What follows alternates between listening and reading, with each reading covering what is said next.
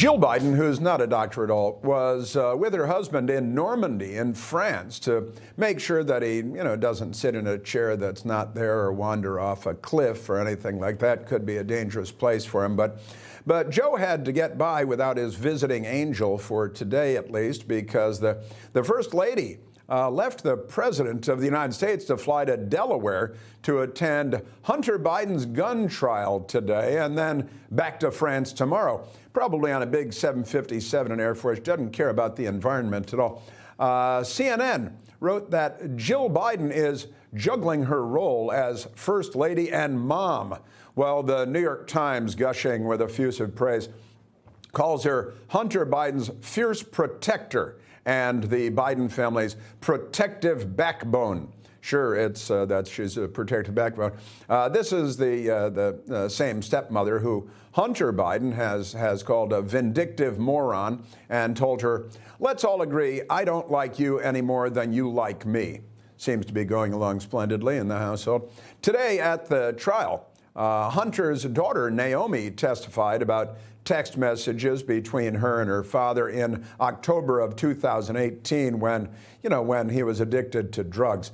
Also in court today was Joe Biden's brother, James Biden, who was considered a witness before the defense decided not to call him to the stand.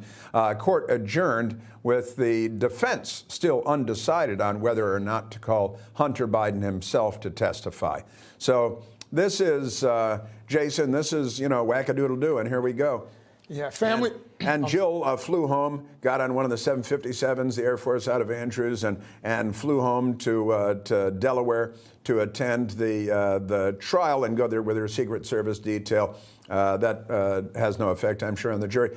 And then she's going to fly back to France tomorrow because there's a state dinner for the president. Yeah, I mean, I think, first of all, in terms of this trial, it shows something that I think a lot of Americans can identify with, and that's that family is messy.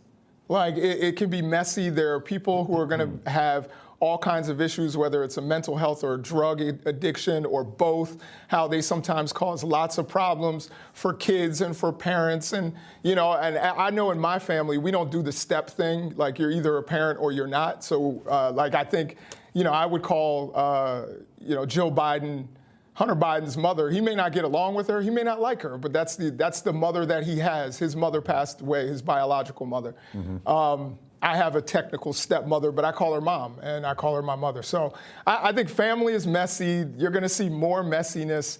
But, whether he's going to be found not guilty or guilty is another matter. Some families are messier than others. True. Well, this is on full display, just like the media puts the Trump family on full display. The difference is that you don't have the same narrative coming from the media with this as you did when you had Donald Trump in the courtroom.